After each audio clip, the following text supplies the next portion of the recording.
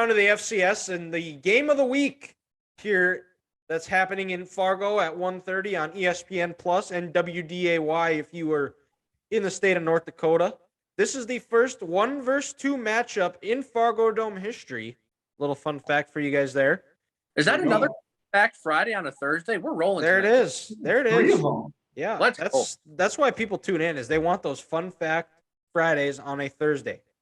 And we what do we have? 2, 3 of them right now? So I'm counting 3 of them. 3. So NDSU, this is going to be their toughest test. They need to build off their tackling from last week. If they only miss 5 tackles against these guys, I will be very happy. I think looking on paper, this is a bad matchup for NDSU, similar to what Arizona was. I think South Dakota State is strong in spots where NDSU isn't. Down in the trenches and linebacker depth, they just aren't what you're typically used to seeing of a Bison team. And I think this is I think maybe last week NDSU was looking ahead to this week. I expect them to be fully ready, fully prepared. This is going to be a knockdown, drag-out war. NDSU's a 3.5-point favorite, which I'm not sure how people got to that. I think maybe it's just because NDSU is at home.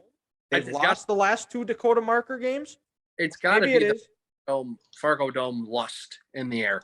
And the game is sold out. The student section is sold out. So NDSU needs it to be Georgia Southern loud or South Dakota State loud in the playoff game when there was a very hungover kid hosting officials and there was a touchdown scored right in front of him and he's jumping up and down, going crazy. Oh, would that be you, sir? That might have been me, yeah. Okay, because I've seen the video. It looks a lot like you, but I can't confirm. It was. But NDSU, they have to find a way. They have to keep Isaiah Davis under 100 yards rushing, who's an absolute stud. He was a unit last year with Pierre Strong. Right? I think he was a true freshman last year. Yeah.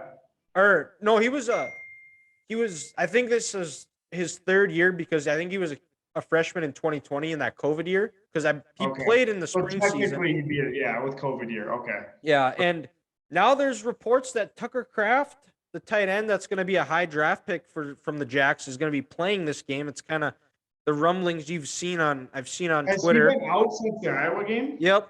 Okay. And there was I can't remember there was some college football blog, NFL Draft Eye or something, that tweeted out that they heard he's either going to be back this week against NDSU or next week against UND.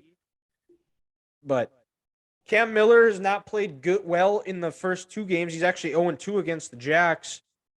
And I think that's going to be the difference. I think whoever, Gronowski or Cam Miller, whoever plays better is going to win this game. NDSU cannot turn the ball over. They got to protect the rock. And I think we're going to need receivers to step up. Zach Mathis, who we've talked about, looks like he could be the guy. We need him to have another big game, another 8-catch game if possible. Braylon Henderson needs to do something. These receivers need to step up and they're going to be asked to do stuff they haven't done yet. And that's make plays when it comes to a 3rd and 8 and when they need a first down, they need to move the sticks. They need to be the guys that get open because they haven't done it yet this year. Hunter Lipke is going to have a game. I think Tamarick Williams is going to have a game. And defensively, they need to find a way to get pressure on Gronowski, force him into some bad throws, make him turn the ball over. I think that whoever, and like I said, the quarterback who plays better, who commits the fewer turnovers, is going to win this game. And I think this is going to be this is just going to be another chapter in this storied rivalry between these 2 teams. I'm not going to act like I know a ton about either team, but South Dakota State's looking good. My dad was out the game last week versus South Dakota, and he said that defense is absolutely flying around. This is the best defense they've had in the FCS era since they've gone to Division I. Yeah, it's like stupid good. So I mean, they look like NDSU in there. They look like NDSU in their early stages of the dynasty. Yeah. Yeah. Like the wide receivers are going to have to step up for NDSU. Like you're not just going to be able to ground and pound it every time with Lufke averaging 10 yards a carry. Like you're going to have some chunk plays from your receivers if you're going to win this game. This is also a game we could possibly see Cole Payton see. They haven't done a whole lot with both Cam Miller and Cole Payton on the field. Maybe this is a game for them to do that. I know in previous years, this is where South Dakota State, because South Dakota State treats this as their national championship, is winning this game. NDSU, they look at it as more, this is a faceless opponent. They're the next team in our way. And we've seen South Dakota State after this game where they see a little bit of a hangover, where they've lost games because they've put in so much into beating NDSU, where they end up taking a step back and regressing, where it's cost them, where last year they could have been playing in the national title. They lost to Montana State. But this is, and I think if NDSU loses this game, they're going to have a tough time getting home field throughout the playoffs. And then so far, how, besides the Iowa game, how has South Dakota State's quarterback been progressing, Dylan, this year since the injury in that spring season in 2020? Has he looked a little more comfortable? Has he looked better? Yeah, he does. He hasn't ran the ball a whole lot, which isn't surprising, because in previous years, like when Taryn Christian was the quarterback for South Dakota State, that was kind of when they unleashed his legs. So I would expect him to run a little bit more, make some plays some play with his legs. Stat wise, I think he's decent.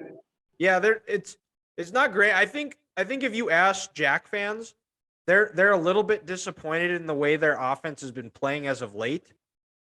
But he's 91, 154, 1,100 yards, 10 touchdowns, 3 interceptions. So solid year. He's completing almost 60%, if that's what my math is. Whatever 91 by 154 is. Yeah, about 60%. Yeah. Yeah, 59%.